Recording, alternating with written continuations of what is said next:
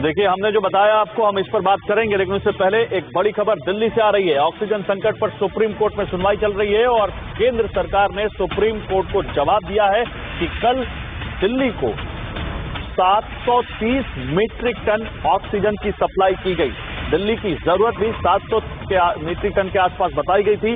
केंद्र सरकार ने कहा था कि केंद्र सरकार को सुप्रीम कोर्ट ने कहा था कि उनको आप तुरंत 730 मीट्रिक टन ऑक्सीजन सप्लाई करिए, और केंद्र ने ये बताया कि 730 मीट्रिक टन ऑक्सीजन की सप्लाई की गई है। दिल्ली के अस्पतालों में पर्याप्त ऑक्सीजन का स्टॉक है, ये कहा है केंद्र ने, और कहा है कि 3 ऑक्सीजन एक्सप्रेस आज दिल्ली आने वाली है।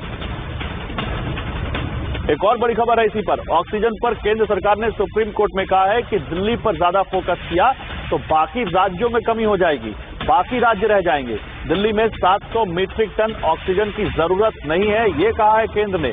सुप्रीम कोर्ट ने कहा कि बाकी राज्यों में भी मांग बढ़ने लग गई है। साथ ही कोर्ट ने यह भी पूछा कि कर्नाटक की स्थिति से आप कैसे निपटेंगे, क्योंकि कर्नाटक में भी केस एकदम से शूट हुए हैं, बहुत तेजी से बढ़े हैं। तो पीयूष पांडे हमारे संवाददाता जुड़ गए ज्यादा जानकारी के साथ।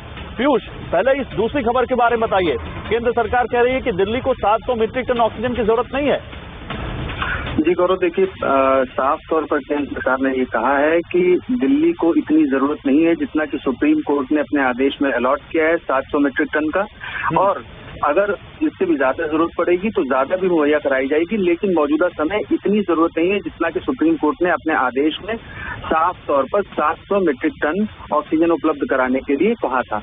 और आज केंद्र सरकार ने साफ किया है कि कल 730 मीट्रिक टन ऑक्सीजन उपलब्ध कराई गई थी दिल्ली को, और आज ये साफ किया है कि रोजाना इतनी जरूरत नहीं है। यानी उनका ये कहना है कि रोजाना की जरूरत पर निगाह केंद्र सरकार रखे हुए है, और बाकी राज्यों की जो जरूरत है उसको भी पूरा करने के लिए केंद्र सरकार लगातार निगाह बनाए हुए है। अभी मौजूदा समय सुप्रीम कोर्ट में सुनवाई चल रही है, और बफर स्टॉक को लेकर के सुप्रीम कोर्ट ने कहा है कि ऑक्सीजन का बफर स्टॉक होना चाहिए, और इस मुद्दे पर केंद्र सरकार अभी जवाब दे रहा है। जी ठीक है, शुक्रिया आपका पीयूष इन तमाम जानकारियों के लिए। तो अभी भी सुनवाई चल रही है और इस मुद्दे पर सुप्रीम कोर्ट में केंद्र जवाब दे रही है, केंद्र सरकार। लेकिन केंद्र सरकार ने सुप्रीम कोर्ट से कहा है कि सारा फोकस हम दिल्ली पर करेंगे तो बाकी राज्य रह जाएंगे, इसलिए हमें उन पर भी ध्यान देना है। इस बीच दक्षिण भारत में कोरोना की जो बेकाबू रफ्तार है उसके बारे में आपको बताते हैं। दक्षिण भारत के 4 राज्यों में 1,37,000 नए केस आए हैं और 656 मौत हो चुकी है। देखिए, दक्षिण भारत की बात करें तो 4 राज्यों में 1,37,000 नए केस और 600 से ज्यादा मौतें। अकेले कर्नाटक में एक दिन में रिकॉर्ड 50,000 केस आए हैं। केरल में कोरोना के नए केस 41,000 के पार हो गए हैं, और आंध्र प्रदेश की बात करें तो 22,000, तमिलनाडु में 23,000 नए केस देखने को मिले हैं। आइए इस पर बात करते हैं कि आंध्र प्रदेश में अब क्या कोरोना की लहर तेज हो रही है, या साउथ इंडिया में कोरोना के केस बहुत तेजी से बढ़ रहे हैं, खासकर कर्नाटक, केरल, फिर तमिलनाडु और आंध्र। मेरे साथ इस पर बात करने के लिए डॉक्टर विवेक गुप्ता हैं, कार्डियोलॉजिस्ट हैं अपोलो हॉस्पिटल के, डॉक्टर एम वली हैं, सीनियर कार्डियोलॉजिस्ट हैं, डॉक्टर दीपक आचार्य हैं, वायरोलॉजिस्ट हैं, और मेरे सहयोगी नूर मोहम्मद इस वक्त मेरे साथ हैदराबाद से जुड़ रहे हैं। आप सभी लोगों का स्वागत है। नूर, मैं पहले आपके पास आऊंगा। नूर, हमने देखा महाराष्ट्र फिर दिल्ली, 2 सूबे सबसे पहले और सबसे ज्यादा इस वक्त कोरोना की मार से जूझ रहे हैं, लेकिन अब कर्नाटक, तमिलनाडु, केरल और आंध्र, यहाँ भी अब बहुत तेजी से कोरोना के मामले सामने आ रहे हैं। यहाँ क्या कारण बताया जा रहा है इसका? क्या वहां पर अभी भी सरकारों ने वो इंतजाम नहीं किए हैं जिससे लोगों को रोका जा सके या कोरोना के केस पर लगाम लगाई जा सके? करो, देखिए, साउथ के तमाम राज्यों के अंदर सरकारों ने अपनी अपनी तरह से तमाम तरह कोशिशें कर रही है। अगर मैं तेलंगाना की बात करूंगा तो पूरे तेलंगाना के अंदर राज्य सरकार ने बहुत अच्छा फैसला लिया है। देखिए, जिसको नॉर्मल जो सिम्टम्स होते हैं, जिसको हल्की सी खांसी या बुखार हो, उनको सरकार ने बाज़ाब्ता एक मेडिकल का किट प्रोवाइड कर रहा है। वो सरकारी हेल्थ केयर में, सरकारी हॉस्पिटल के अंदर मिल रहा है। वो उसको यूज करने के बाद जब सबसे ज्यादा तो सीरियसली हो जाए, जब हॉस्पिटल आना। देखिए, कहीं ना कहीं हॉस्पिटलों के ऊपर प्रेशर कम करने के लिए भी सरकार एक बहुत अच्छा कदम उठाया है, मगर पूरे तेलंगाना के अंदर ये किट मुहैया कराई जा रही है ताकि गरीब लोग तो आम जनता के लिए इसका फायदा उठा सके। आंध्र प्रदेश में वहाँ के मुख्यमंत्री वाईएस जो जगनमोहन रेड्डी हैं, उन्होंने तो फ्री इलाज कर दिया है पूरे अस्पतालों में। कल ही वो कहा कि इम्पैनल अस्पताल हैं, जो अस्पताल कोरोना का इलाज कर रहे हैं, वो सब फ्री इलाज कर रहे हैं। बहुत बढ़िया फैसला है, बहुत सारे लोगों को इससे राहत मिलेगी। नूर, सर देखिए, पूरे आंध्र प्रदेश के अंदर राज्य सरकार ने तो फैसला बहुत अच्छा लिया है, मगर वहाँ सबसे बड़ी परेशानी अब इन दिनों में आ रही है कि सेकंड डोज के लिए पब्लिक आम जनता जो हेल्थ केयर सेंटर है, जो सरकारी दवाखाने है, उसके इर्द गिर्द बहुत सारी भीड़ लग रही है। देखिए सेकंड डोज वहाँ पे मिल नहीं पा रहा है, और दूसरी तरफ ऑक्सीजन की और बेड की उतनी किल्लत नहीं हो रही है आंध्र प्रदेश के अंदर। जो सबसे ज्यादा किल्लत आंध्र प्रदेश में जो देखी जा रही है वो ये है कि वो सेकंड डोज नहीं मिल रहा है।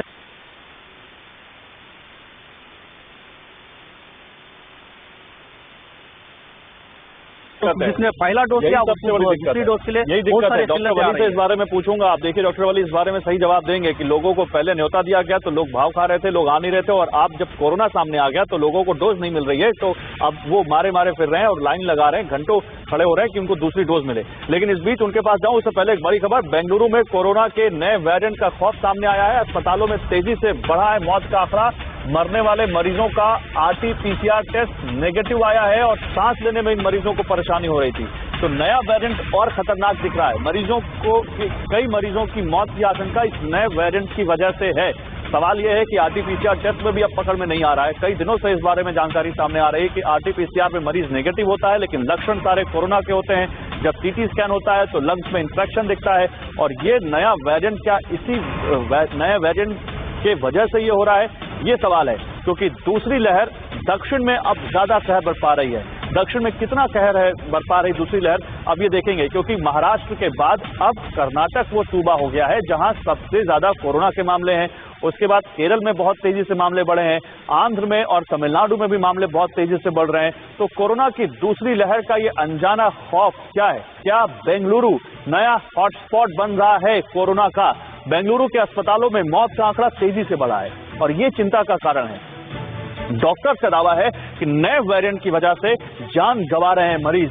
एक नया वेरिएंट आंध्र में भी मिला है। अब ये कौन से नए वेरिएंट की बात कर रहे हैं ये देखना होगा। सांस लेने में तकलीफ वाले कई मरीज RT-PCR टेस्ट में नेगेटिव आए हैं, ये बात सामने आई है।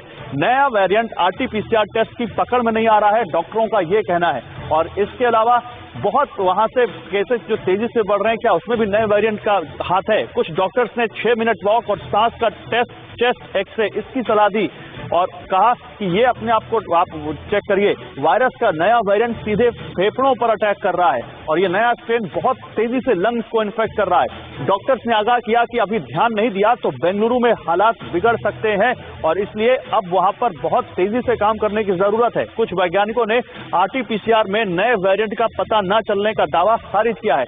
इवन ICMR की तरफ से कहा गया कि नहीं, RT-PCR टेस्ट सबसे अच्छा टेस्ट है और इसमें अधिकतर पकड़ में आता है। डॉक्टर वली आपके पास आऊंगा। डॉक्टर वली, क्या कहता है आपका अनुभव? फर्स्ट वेव, सेकंड वेव, तमाम तरह के स्ट्रेन, तमाम तरह के वेरिएंट, और अब महाराष्ट्र और दिल्ली से होते हुए केरल और कर्नाटक बहुत तेजी से मामले बढ़ रहे हैं। जी, thank you for inviting me. और सर, ये स्थिति आपे से बाहर हो चुकी है, ऑलरेडी हाथ से निकल रही है। और आप जो नए वेरिएंट की बात कर रहे हैं, ये सही बात है। वाइजैग में, विशाखापट्टनम में ये आइडेंटिफाई हुआ है। हो सकता है यही बेंगलुरु में चला गया हो और या बेंगलुरु में और कोई हो, इसका 1-2 दिन में पता लग जाएगा। लेकिन बेंगलुरु में स्थिति बहुत भयावह हो गई है, नंबर 1। नंबर 2, मैं बार बार अब ये कह रहा हूँ कि वैक्सीनेशन की कतारों में से जो हमारा स्टाफ है, जो स्टाफ लाखों का लग रहा है, उसको निकाल के अस्पतालों में भेजिए। अस्पतालों में मैन पावर की कमी हो गई है। मैंने आपके चैनल के माध्यम से आगाह किया था, ये हमारा जो मेडिकल फोर्स है वो ओवर स्ट्रेस्ड है, ओवरवर्क्ड है, तादाद में कम है। तो अभी हमको क्या है, 15 दिन लगते हैं इम्यूनिटी आने में। तो इस 15 दिन में ये बहुत खतरनाक है। हमको सब बच्चों को, जितने हमारे जूनियर डॉक्टर्स हैं, सबको इधर भेजना है। मेडिकल की जो फैसिलिटी है उसको ऑगमेंट करना है, दूसरे ऑक्सीजन की सफाई को रखना है। आपने जितने पॉइंट कवर करे मैं उन सबसे एग्री करता हूँ। हैदराबाद में और उसके आसपास आंध्रा में सही तौर पे अगर कहा जाए तो गांवों में संक्रमण फैला है और इसकी वजह से तादाद बहुत बढ़ गई है। स्ट्रेन की बात की आपने, जो वाइजैग में जो नया स्ट्रेन मिला है वो कितना खतरनाक है? हमारे साथ एक वायरोलॉजिस्ट हैं दीपक आचार्य, उनसे बात करता हूँ इस बारे में। दीपक जी, ये जो नया स्ट्रेन जिसके बारे में आंध्र प्रदेश के बारे में खबर आ रही है कि ये 15 गुना तेजी से फैलता है, सीधे लंग्स पर इफेक्ट करता है, और क्या जानकारी है इसके बारे में?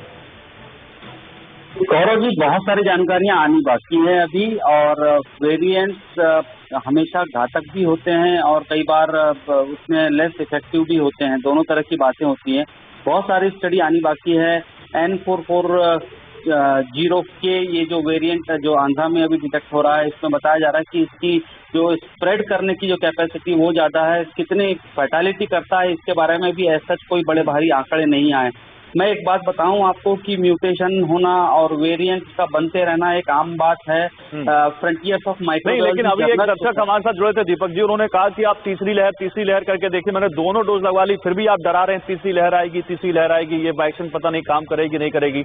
लेकिन ऐसा तो नहीं है कि सारा म्यूटेशन हर बार अगली बार घातक ही होगा, सेल्फ डिस्ट्रक्टिव म्यूटेशन भी तो हो सकता है। बिल्कुल गौरव जी, बिल्कुल सही कह रहे हैं। और ये लोगों को जानना बहुत जरूरी है कि किसी वेव के नाम से मत डरें, किसी तरह से डरने की जरूरत नहीं है।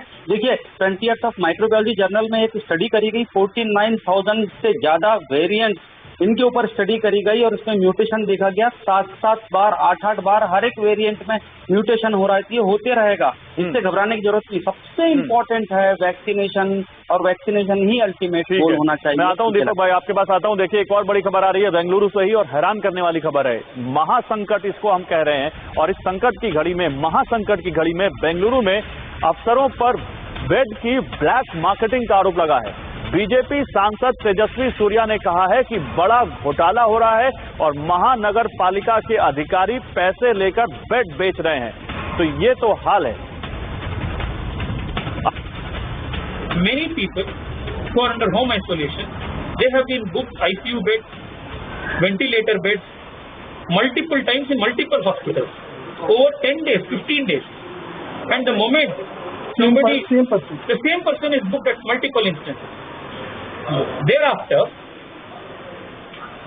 after they make their deals outside, the allotted bed is re-allotted to the person who has paid the money to these officers and their henchmen.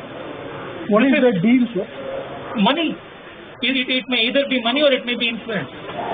So basically, the common man who is calling on the helpline is left helpless. नूर, ये क्या मामला है? देखिए, कर्नाटक के अंदर सबसे बड़ा scam सामने आया है। देखिए, साउथ के तमाम राज्यों के अंदर डॉक्टर गुप्ता आ रहा हूँ आपके पास, शायद इस तरह का स्कैम नहीं आया हो। देखिए, बेंगलुरु के सरकारी हॉस्पिटल के अंदर बेड बाज़ाब्ता कोरोना पेशेंट जो इमरजेंसी जो क्रिटिकल हालत में होता है उसके लिए पहले ही बुक कर दिया जाता है, उसके लिए लॉक कर दिया जाता है। वो कहीं ना कहीं बेड 1 लाख 1.5 लाख से लेकर 5 लाख तक वो बिका जा रहा था। लेकिन इस तरह के स्कैम को 5 एक्यूजों को बेंगलुरु पुलिस ने अरेस्ट किया है, उनकी पूरी तहकीकात चल रही है। ये बेंगलुरु हमारे साथ एक दर्शक नामक कीजिएगा, हमारे साथ जो हमारे संवाददाता चंद्र मोहन इस वक्त जुड़े हुए हैं। इतने दर्शक हमारे साथ जुड़ते हैं कि अब दर्शक जुबान पे चढ़ चुका है, लेकिन हमारे साथ इस वक्त हमारे संवाददाता चंद्र मोहन बेंगलुरु से जुड़ रहे हैं, उनसे जल्दी से और जानकारी ले लेते हैं। चंद्र मोहन, ये तेजस्वी सूर्या ने बड़ा सनसनीखेज आरोप लगाया है कि वहां जो महानगर पालिका के अधिकारी हैं वो पैसे लेकर बेड रोक लेते हैं और जो उनको पैसे देता है उनको बेड दे देते हैं। हाँ गौरव जी, बेंगलुरु का में अभी कोरोना केसेस बढ़ रहे हैं, इसलिए बेंगलुरु बीबीएमपी से एक कोविड वार रूम को भी सब जोन में ओपन किया है। ये कोविड वार रूम में भी अभी हॉस्पिटल का बेड का ब्लॉक कर रहे हैं, ब्लॉक करके ब्लैक मार्केट में हाई रेट में कोविड पेशेंट्स को सेल कर रहे हैं। इस तरफ एलिगेशन को अभी बेंगलुरु का साउथ एमपी तेजस्वी सूर्या ने लगाया, कोविड वार रूम का स्टाफ के खिलाफ लगाया। इन्होंने कोविड वार रूम के ऊपर रेड भी किया था, 3 बीजेपी एमएलए के साथ रेड किया था। उस समय इन्होंने आईएएस ऑफिसर तुलसी मदनी ने को क्वेश्चन भी किया था। आपका वार रूम में 17 सवाल तो ये है चंद्रमोहन, सरकार भी बीजेपी की और रेड भी बीजेपी का एमएलए ही कर रहा है, सरकार क्या कर रही है? सरकार ने क्या कार्रवाई की? यही क्वेश्चन अभी सब लोग उठा रहे हैं। आपका भी बीबीएमपी में बीजेपी का रूलिंग है, स्टेट गवर्नमेंट भी बीजेपी का है, फिर आप रेड कर रहे हैं। आप भी अभी बेड ब्लॉकिंग का स्कैम के बारे में बता रहे हैं। आपका गवर्नमेंट क्या करे, आपका बीबीएमपी क्या करे, बीबीएमपी ऑफिशियल्स क्या करे, आपका बीजेपी का मेयर क्या करे, बीजेपी का ऑफिशियल्स क्या करे? इस तरफ क्वेश्चन को कांग्रेस पार्टी ने उठाया। फिर अभी कांग्रेस पार्टी, बीजेपी कांग्रेस की बात नहीं है, बात है सरकार की।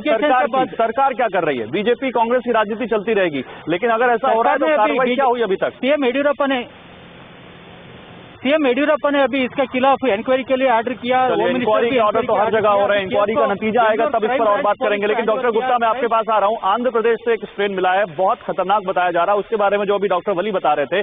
आंध्र प्रदेश में कोरोना का नया स्ट्रेन मिला है और ये काफी घातक है, मौजूदा स्ट्रेन से 15 गुना ज्यादा खतरनाक बताया जा रहा है। नए वेरिएंट से संक्रमित मरीजों के फेफड़े में 3 से 4 दिन में खराबी आनी शुरू हो जाती है। विशेषज्ञों की चेतावनी है कि दूसरी लहर से ज्यादा भयावह हो सकता है। देखिए, हमारा बिल्कुल मकसद नहीं है किसी को डराना, लेकिन खबर जो है वो खबर की तरह दिखानी पड़ेगी ताकि आप समझे स्थिति की गंभीरता को। डॉक्टर गुप्ता, क्या कहेंगे इस पर? देखिए, ऐसा है, मैं कोविड-19 से 2020 में हम लोग बहुत ज्यादा परेशान हो चुके हैं। 21 आ गया है, इसको मैं कोविड-21 कहूंगा। अब नए नए वेरिएंट्स आ रहे हैं और सेकेंड वेव जो आई थी उसके बारे में तो आपको सबको पता ही है कि this is more contiguous and more virulent. अभी तीसरा जो आपका एक और वेरिएंट मिला है जो कहते भारत में ही हुआ है और वायरोलॉजिस्ट भी इसमें काफी परेशान है और दंग है कि ऐसा क्या होगा।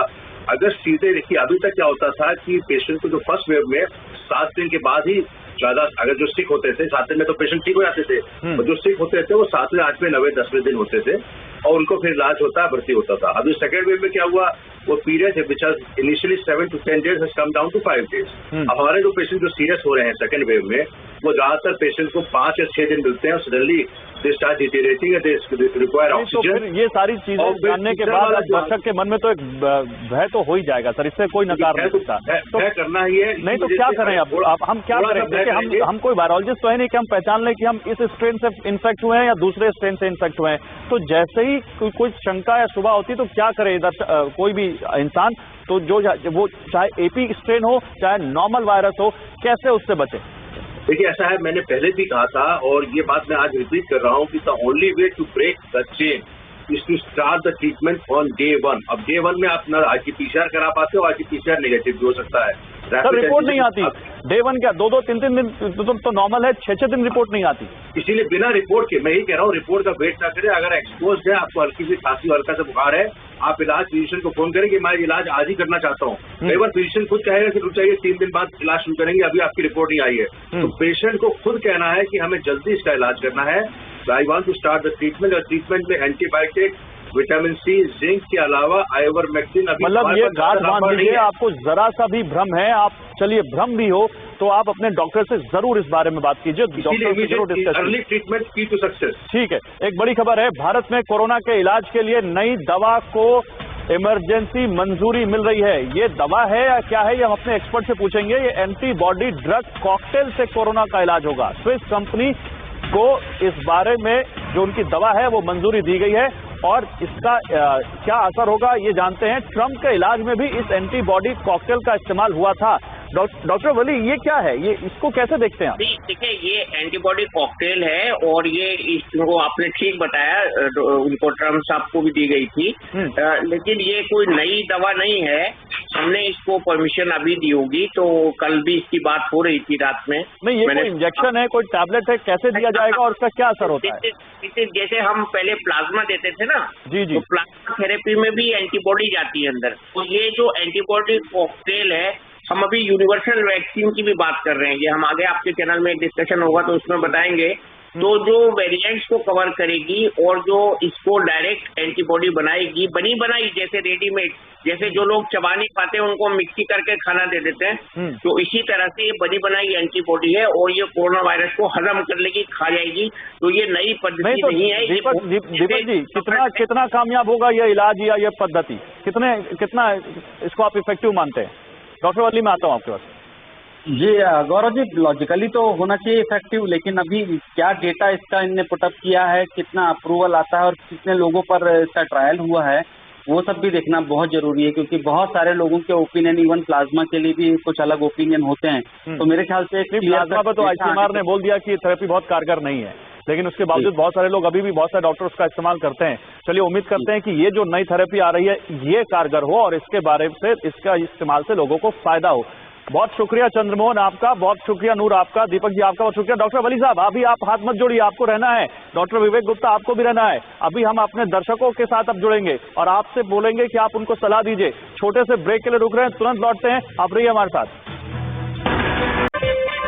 अब देखिए एक बार फिर से वक्त हो चुका है TV9 हेल्पलाइन का। फोन नंबर तुरंत देखिए आप। फोन नंबर हमारा है 0120499900। इस नंबर पे कॉल कीजिए। देश के दो जाने माने डॉक्टर विवेक गुप्ता अपोलो हॉस्पिटल से और डॉक्टर वली इस वक्त हमारे साथ हैं, जाने माने सीनियर कार्डियोलॉजिस्ट, और इनसे हम बात करेंगे और आपके सवालों का जवाब लेंगे। आप जो सवाल हमसे पूछते हैं इनसे हम पूछेंगे आपके सवाल और कोशिश करेंगे कि आपको सही राय दिलाएं, क्योंकि देखिए जानकारी बहुत बड़ा बचाव है। अगर आप चीजें समझेंगे, आप जानेंगे कि आपको कौन से वक्त पे क्या स्टेप उठाना है, तो आप इस कोरोना से बहुत हद तक मुकाबला कर पाएंगे। डॉक्टर गुप्ता, आपने बड़ी अच्छी बात कही कि पहले दिन ही हमको तय कर लेना है कि हमको डॉक्टर से मिलना है। अच्छा, कई बार डॉक्टर साहब एंग्जाइटी भी होती है, हम लोग भी इतना सारा काम करते हैं, बहुत सारी नेगेटिव खबरें मिलती हैं, तो ऐसा लगता है कि ये कहीं एंग्जाइटी तो नहीं है। तो इसको कैसे आप डिफरेंशिएट करेंगे, कैसे अंतर करेंगे कि सही में आप एंग्जाइटी से पीड़ित हैं या सही में आपको कोई दिक्कत हो रही है? मैं इसका जवाब दूंगा, लेकिन मैं आप बहुत इंपॉर्टेंट बात जो आपने पूछी थी मोनोक्लोनल एंटीबॉडीज के बारे में, ये जब डोनाल्ड ट्रंप को दी गई थी, रंजनौर कंपनी बनाती थी एंटीबॉडी थेरेपी, जो कॉकटेल जिसकी हम बात कर रहे थे। हाँ, बहुत इंपॉर्टेंट बात है ये, इसको बताना जरूरी है। जी बताइए। This is the ramban, this was proven to be ramban. उनको तीसरे दिन ही दे दी गई थी and he was upright and walking on fifth day discharge from the home. अभी मोनोक्लोनल एंटीबॉडी होती क्या है? ये लैब प्रोड्यूस एंटीबॉडीज है। जो प्लाज्मा बनता है वो बॉडी के दूसरे पेशेंट से निकालते हैं। अब प्रॉब्लम क्या है, प्लाज्मा क्यों फेल हुआ? क्योंकि हमने सेकेंड वीक में ट्रायल किए। जब शुरुआत में बॉडी के अंदर कोई वायरस गया, अगर हम अर्ली स्टेज में ट्रीटमेंट करेंगे, अब monoclonal antibodies were very expensive. और एक दुखद बात यह है कि जब नवंबर में इस कंपनी ने भारत को प्रोड्यूस कहा था कि आप ले लीजिए, उसमें it was rejected by our expert committee that because we don't have कितना एक्सपेंसिव है डॉक्टर साहब, ये भी बताइए। क्या भारत में एक मरीज के इलाज पे इसका क्या खर्चा आ सकता है? देखिए ये थोड़ा बड़ा महंगा है, क्योंकि इस समय भी कहा गया था 4 से 5 लाख रुपए तक ये होगी। अब रोश कंपनी है स्विट्जरलैंड की, इन्होंने फिर से दावा किया है कि हमारे डेटा अच्छे हैं। और अच्छी बात यह है, भारत से सरकार को बधाई दूंगा कि उन्होंने एक्सेप्ट कर लिया इमरजेंसी यूज ऑथराइजेशन का। अभी कॉस्ट मुझे इसकी पता नहीं, उस समय cost it was very expensive. हो सकता है कॉस्ट कम करके दे, लेकिन इसका फायदा भी सेकंड वीक में नहीं होगा। अगर हम फर्स्ट वीक में देंगे तो पेशेंट थोड़ा सा भी शो करें कि हम ये पेशेंट ज्यादा सीरियस हो सकते हैं या एल्डरली एज वाले हो, उनको देंगे, दिस विल बी रामबाण। चलिए, मैं अपना सवाल आपसे बाद में पूछूंगा। एंग्जाइटी वाला दर्शक हमारे साथ जुड़ चुके हैं, उनका सवाल लेते हैं। यूपी से अरविंद है हमारे साथ। अरविंद जी, सवाल पूछिए। नमस्कार डॉक्टर साहब। नमस्कार अरविंद जी, पूछे। तो हाँ सर, ये परेशानी है मुझे, एक तो सांस लेने में और मुझे बलगम आ रहा है, सूखा। डॉक्टर के यहाँ जा नहीं पा रहा हूँ, मुझे परेशानी हुई डॉक्टर के जाने में। घर से निकल नहीं रहा हूँ, तो मुझे चाहता हूँ कि मुझे कोई घर पर ही उपचार बता दीजिए कोई ऐसा। डॉक्टर वली। हाँ, बलगम के लिए आप उल्टा लेट सकते हैं, इसको हम प्रोन पोजीशन कहते हैं। प्रोन पोजीशन के बाद आप अपने कमर पे थपथपी करवा सकते हैं, लगभग हर घंटे में 10 मिनट के लिए बार बार रिपीट करें उसको, और भांप लें आप उसको, और मुलेठी वगैरह चबाएं, उससे खांसी ठीक हो जाएगी। बलगम उससे पतला होता है, तो ये घरेलू इलाज है। और डॉक्टर की सलाह से एंटीबायोटिक भी जरूर लें, कवर कर लें अपना पूरा ट्रीटमेंट। और आप आइवरमेक्टिन, जैसे डॉक्टर गुप्ता भी बता रहे थे, अगर वो नहीं लिया है तो उसको 3 से 5 दिन ले लें डॉक्टर की सलाह से। और घर में रहेंगे, बहुत अच्छी बात है, कहीं मत जाइए इस समय। घर में रहना भी 50% इलाज है, आधा इलाज यही है कि आप घर में रहें। अगर आपको अपने पास सैचुरेशन मीटर है तो अपना सैचुरेशन नापते रहिए, 92 से कम पे हो तब एंग्जाइटी करिएगा। एंग्जाइटी का इसमें कोई रोल नहीं है, एंग्जाइटी करने से कोरोना का जो संक्रमण है वो तो नहीं बढ़ता, लेकिन चलिए आपने मेरे सवाल का भी जवाब दे दिया डॉक्टर वली। लेकिन इस बीच एक बड़ी खबर आ रही है, कोरोना की तीसरी लहर पर सुप्रीम कोर्ट ने चिंता जताई है। सुप्रीम कोर्ट ने पूछा है तीसरी लहर की क्या तैयारी है, अगर तैयारी हो गई तो तीसरी लहर को संभाल लेंगे, ये कहा सुप्रीम कोर्ट ने। लाखों डॉक्टर और नर्स घर बैठे हुए हैं, सुप्रीम कोर्ट ने कहा तीसरी लहर में ये अहम भूमिका निभा सकते हैं। तो सुप्रीम कोर्ट भी अब तीसरी लहर पर चिंतित है। तीसरी लहर पर सुप्रीम कोर्ट ने भी सरकार से पूछा है कि इससे निपटने की क्या तैयारी है, क्योंकि खुद सरकार ने कहा है कि तीसरी लहर आएगी। और ऐसा भी कई एक्सपर्ट ये आशंका जता रहे हैं कि तीसरी लहर बच्चों पर बहुत ज्यादा असर डाल सकती है, बच्चों को शिकार बना सकती है। डॉक्टर विवेक गुप्ता, सुप्रीम कोर्ट की इस चिंता पर आपका क्या कहना है? देखिए, तीसरी लहर कब आएगी ये नहीं पता, ये आशंका पूरी है। जब हम लोग पिछली बार वेव 1 में हमने वेव 2 को टाल दिया कि अभी हमारे यहाँ नहीं आएगा, वी आर मोर इम्यून, हम तो काढ़ा पीते हैं, हम तो गर्म मसाला खाते हैं, हमको नहीं होगा। इसलिए तीसरी, अब हम तो ऐसी गलती ना करें कि अगर सेकंड वेव आई है और तीसरी वेव की आशंका है, जैसा कि वायरोलॉजिस्ट और बाकी कई एक्सपर्ट्स ने कहा है, और के राघवन जो साइंटिफिक एडवाइजर है, प्रिंसिपल साइंटिफिक एडवाइजर अपने प्रधानमंत्री को, उन्होंने भी कहा है, इसमें करना ये पड़ेगा कि इसमें कहा जाए कि बच्चों में खास करके 12 से लेकर 25 साल या 30 साल के लोगों में ज्यादा आशंका है। अब vaccination is the only way to control all these things. मैं अभी भी कहूंगा, अभी इस समय हमारे वैक्सीनेशन प्रोसेस चल रहा है 20 लाख पर डे का। जो कि हम चाहते थे 68 लाख पर डे हो, हम चाहेंगे कि 1 करोड़ रुपए पर डे करें। और बच्चों का देखिए कनाडा में शुरू होने वाला है बच्चों में 12 साल से ऊपर के में, इसी तरह अमेरिका में भी शुरू होने वाला है। तो अभी तो हम लोग 18 से ऊपर वाले कर रहे हैं, लेकिन बच्चों में वैक्सीनेशन अगर हम करेंगे तभी हम बिल्कुल। कनाडा ने फाइजर की वैक्सीन को बच्चों के लिए अप्रूव कर दिया है।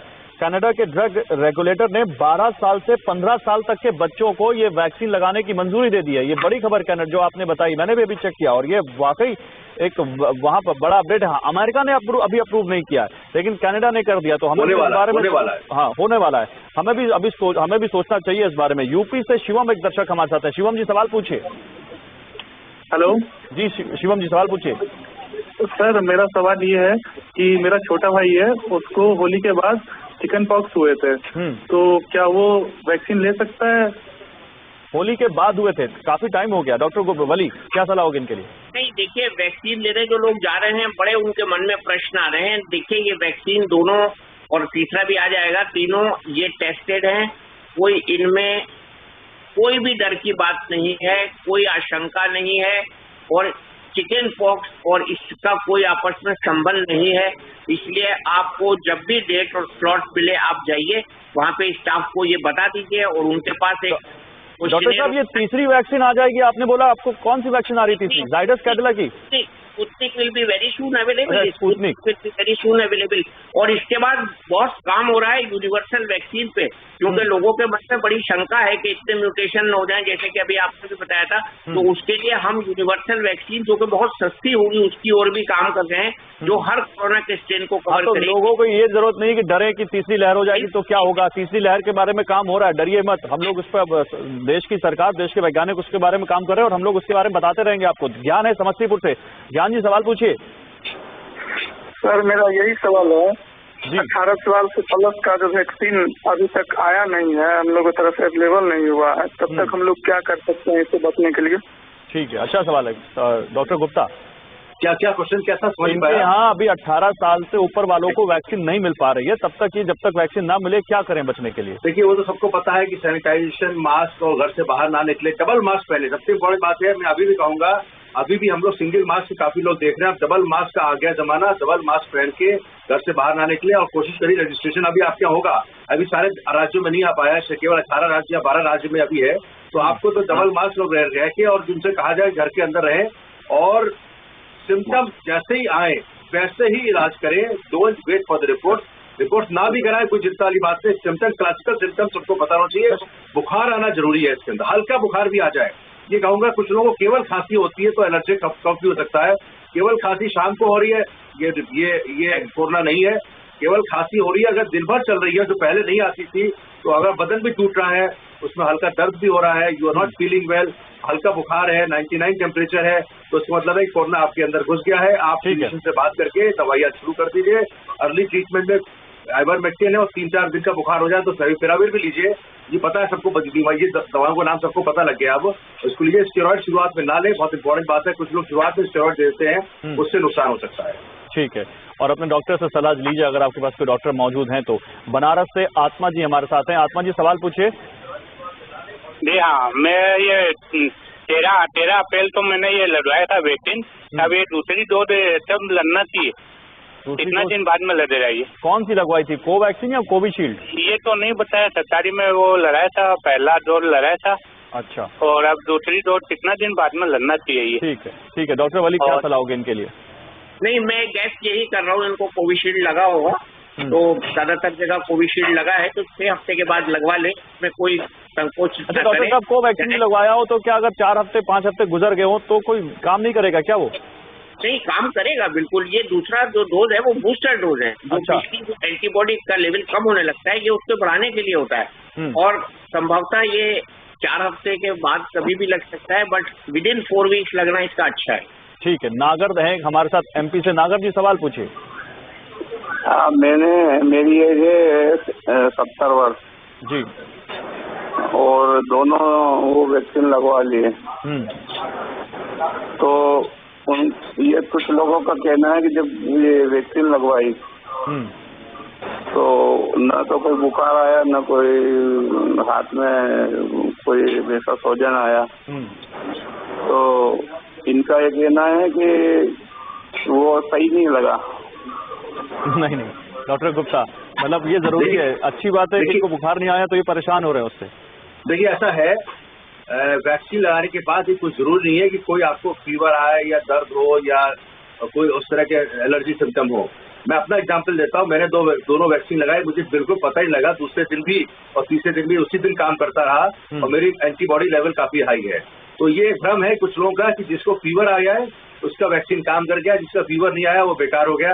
That is a wrong, it's a myth. इससे आप परेशान मत हो। अपनी एंटीबॉडी, अगर आपको बहुत कंफर्म करना है तो अपनी IgG एंटीबॉडी चेक करा लीजिए and that will be helping you, कि आपके दिमाग में आ जाएगा कि एंटीबॉडी बन गई है, तो मैं चिंता कर। लेकिन चिंता इस समय बहुत ज्यादा खराब है। इस समय काफी लोग एंजाइटी से गुजर रहे हैं कि वैक्सीन लगने के बाद भी लोगों को हो रहा है। यहाँ तक कि हमने ऐसा भी देखा है कि जिनको पिछले वेव में कोरोना हुआ और 2 वैक्सीन भी लग गई हैं और काफी समय निकल चुका है, 2 महीना उसके बाद भी हो गया, हो सकता है उनकी एंटीबॉडी। लेकिन अच्छी बात यह है कि उनको बहुत ही माइल्ड होगा, ये पक्की बात है। एक आध स्पेशल डेथ्स भी हुई है, but that must be because of some other reason या बिल्कुल सर। मैं तो कहता हूं कि देखिए आपके सामने लार्जर पिक्चर क्या है। देश में 16 करोड़ लोगों को वैक्सीन लग चुकी है, 2-2.5 करोड़ हैं जिनको दूसरी डोज लग चुकी है, और इन 16 करोड़ लोगों में हमारे आसपास बहुत सारे लोग हैं, हम उनका एग्जाम्पल ले सकते हैं। बुखार बहुत सारे लोगों को आया, मेरी मदर को वैक्सीन लगी, उनको भी कुछ नहीं हुआ।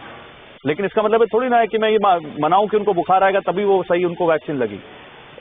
सोनीपत से राजकुमार हमारे साथ हैं। राजकुमार जी पूछिए सवाल। सर ये हम अपने दामाद को लेके आए हैं, उसको कोरोना वायरस हो गया था, तो अब आगे उनकी कोई दवाई नहीं चल रही, तो उसके लिए क्या करें हम? नहीं तो क्या ठीक हो गए वो, नहीं ठीक हुए अभी? वो उन्होंने 8 दिन रखा, छुट्टी दे दी थी। तबीयत ठीक है उनकी? हाँ जी वैसे तो ठीक है, हल्की फुल्की खांसी है। ठीक है डॉक्टर वली। हाँ, हल्की फुल्की खांसी वो ठीक हो सकती है, अभी एंटीबायोटिक से भी ड्राइनेस थोड़ी सी हो जाती है। आप इसमें ये क्यों समझ रहे हैं आप उनका क्या करें? वो ठीक है तो आपको खुश होना चाहिए और उनसे जो हमने सबक सीखा है आप दूसरे लोगों को बताइए, उनको मास्क के बारे में नॉलेज दीजिए। जैसे अभी डॉक्टर गुप्ता बता रहे थे डबल मास्क लगाना है, एक हमें सर्जिकल मास्क लगाना है, एक हमें N95 मास्क लगाना है। तो ये मास्क अगर हम लगाएंगे, बाकी दिन हमें मास्क लगाना है। उसके बाद सबसे बड़ी सावधानी ये है कि आप मास्क लगाइए और दूसरे लोग जो उनके पास आए वो भी मास्क लगा के आए। तो मास्क की यहाँ बहुत जरूरत है। दूसरे B कॉम्प्लेक्स वगैरह है, विटामिन D है, विटामिन C है, डॉक्टर से पूछ के उनको ये आप लंबे समय तक दे सकते हैं और बाकी घर के लोगों को भी दे सकते हैं। ये बहुत अच्छी चीज है। मैं लेकिन फिर भी डॉक्टर वली, अभी और आपसे डिस्कस करूंगा, डॉक्टर गुप्ता आपसे भी करूंगा कि पोस्ट कोविड जो मरीज है ठीक हो रहे हैं, उनमें भी कॉम्प्लिकेशन दिख रही है, कई केसेस हमने अभी देखे हैं हाल फिलहाल में, उनको क्या करना चाहिए? लेकिन उससे पहले सुप्रीम कोर्ट से एक और बड़ी खबर आ रही है। कोरोना की तीसरी लहर पर सुप्रीम कोर्ट ने कहा है कि बच्चे संक्रमित हो सकते हैं, ऐसी जानकारी है। बच्चे संक्रमित हुए तो माँ बाप क्या करेंगे? सुप्रीम कोर्ट ने कहा है। बच्चों के वैक्सीनेशन का क्या प्लान है? सुप्रीम कोर्ट ने सरकार से यह भी पूछा है और ये कहा है कि वैज्ञानिक ढंग से कोरोना से निपटा जाए, ये सुप्रीम कोर्ट ने कहा है, और कोरोना की तीसरी लहर से निपटा जाए, ये कहा है सुप्रीम कोर्ट ने। तो सुप्रीम कोर्ट में कोरोना को लेकर सुओ मोटो लेते हुए सुप्रीम कोर्ट इस पर एक बड़ी सुनवाई कर रहा है और लगातार सरकार से सवाल पूछ रहा है इस बारे में। डॉक्टर गुप्ता, ये जो हम अभी बात कर रहे थे बच्चों को लेकर, देखिए सुप्रीम कोर्ट में भी ये मामला उठ गया। क्या हमारे देश में कोई कंपनी, भारत बायोटेक, जहां मैंने सुना था कि बच्चों के वैक्सीन के लिए ट्रायल कर रही है, कुछ उनके कंपनी इस पर काम कर रही है, क्या हमारे देश में आसपास नियर फ्यूचर कोई वैक्सीन दिखती है बच्चों के लिए आपको? देखिए यही सारी वैक्सीन इस्तेमाल होंगी। आप ये जानिए कि vaccine is made for human. अब बच्चों में ट्रायल नहीं हुआ इसलिए हम लोग थोड़ा आशंका करते हैं। अब कोविशील्ड हो, कोवैक्सीन हो, स्पुतनिक हो, फाइजर की हो, मॉडर्ना हो, all this vaccine will be, I personally feel as doctor, will be effective in children also. The only thing is उसका ट्रायल उसमें नहीं हुआ था। बिना ट्रायल के हम लोग साइंटिफिक मजबूरी होती है कि हम लोग उसको मंजूरी नहीं दे पाते हैं। तो इसका थोड़ा सा भी ट्रायल कर लें अगर हम, और उसके बाद सक्सेस देख लें और कोई साइड इफेक्ट नहीं हुआ, जिसकी मुझे पूरी कंफर्म है कि इसका कोई साइड इफेक्ट नहीं होगा, तो सेम ह्यूमन बॉडी, बच्चा थोड़ा दिन बड़ा होता है, 18 साल के बाद हमने ट्रायल कर लिया, ठीक हो गया, और उसके बाद 40 साल के ऊपर किया था, फिर 60 साल के ऊपर, तो same vaccine will be useful. Kanpur से अभय हमारे साथ है। अभय जी सवाल पूछे। मेरा एक प्रश्न ये है कि जैसे कि अभी सुप्रीम कोर्ट ने भी कहा तीसरी लहर में बच्चों पे ज्यादा संक्रमण की आशंका है, तो जिनको टीका नहीं लगा और जो बच्चे 12 साल के नीचे हैं या 18 साल के नीचे हैं, तो वो उनको कैसे बचाया जाए और कैसे उनको जो है कि सुरक्षित रखा जाए? और ठीक है, जल्दी से डॉक्टर वली से इस पर एक सलाह लेता हूं। बच्चों को देखिए बचाने के दो तरीके हैं। एक तो हम उनके पास जब जाए मास्क लगा के जाएं, बिल्कुल स्ट्रिक्ट अनुशासन रहे। दूसरा, बच्चों को घर से बाहर निकलने से रोकें। ये जो ज्यादा बड़े शहरों में और गांवों में भी जो एक साथ बैठक लगी है, एक साथ बैठे हैं, पार्टिंग हुई है, उससे हुआ है बच्चों के अंदर इम्यूनिटी थोड़ा हम लोगों से ज्यादा अच्छी होती है। इसलिए उनको हम बहुत महफूज रखें, सुरक्षित रखें। और हम अगर थोड़ा सा भी बाहर जा रहे हैं तो उनके पास हम मास्क लगा के जाएं और उनसे कहें कि भाई हमसे थोड़ा दूर रहो। उनको 2 मीटर की दूरी पे नहीं रखना है, 2 मीटर की से ज्यादा दूरी पे रखना है। और बच्चों को ज्यादातर अलग अलग रखना है, जैसे एक का संक्रमण दूसरे में ना आए। वैक्सीन आएगा, जैसे डॉक्टर गुप्ता ने बताया, यूके में भी ट्रायल हुए, इसलिए आप आशंकित न हो। सुप्रीम कोर्ट बहुत एक दर्शक हमारे साथ राजकोट से उत्तम जी हैं। उत्तम जी जल्दी से पूछिए, समय कम है, सवाल पूछिए अपना। नमस्कार डॉक्टर साहब। जी नमस्कार, सवाल पूछिए। पिछले महीने की 7 तारीख को मेरी वाइफ को कोरोना पॉजिटिव हुए थे। उसके बाद उसको RT-PCR में नेगेटिव भी हो गए, लेकिन उसके बाद गले में ना खराश सी रह रही है। तो उसके लिए क्या करना चाहिए? डॉक्टर विवेक गुप्ता। तो क्या उस पर कोरोना हुआ था, RT-PCR नेगेटिव हो गया, उसके बाद क्या पूछा उन्होंने? गले में खराश रह रही है, सिम्टम्स जैसे। ये गले में खराश तो लंबी चल सकती है। एक बहुत इंपॉर्टेंट बात बताना चाहता हूँ। जिनको कोरोना हुआ और जिनको थोड़ा सा भी एक बॉडी में एलर्जिक सिम्टम होने की संभावना होती है, उनको कई लोगों को देखा गया है कि नॉट ओनली खराश बट दे में हैव लिटिल ब्रेथलेसनेस, जो कहते हैं कि एलर्जिक एस्थमा, ये प्रेसिपिटेट जाता है जो 2 महीने में जाता है। आप चिंता मत करिए, खराश के लिए एंटी एलर्जिक लीजिए। अगर कई बार खराश में इनहेलर्स भी काम करते हैं तो अपनी डॉक्टर की सलाह कर करिए। आप नेगेटिव होकर नॉर्मल हो चुके हैं, खुश मनाइए, बिल्कुल ठीक हो गए, आपकी बॉडी में इम्यूनिटी डेवलप हो गई है, अगली बार नहीं होगा। भीड़ भाड़ वाले इलाकों में जाने से बचिए और अब मास्क तब भी लगाइए। बहुत शुक्रिया सर, थोड़ी बहुत जानकारी तो हम लोगों को भी हो गई, लगातार आप लोगों की बात सुनकर लोगों को बताते हैं। बहुत शुक्रिया सर आप लोगों का। डॉक्टर वली, डॉक्टर गुप्ता, आप लोगों का बहुत शुक्रिया हमारे साथ जुड़ने के लिए और दर्शकों को इतनी काम की जानकारी देने के लिए। तुरंत लौटते हैं छोटे से ब्रेक के बाद।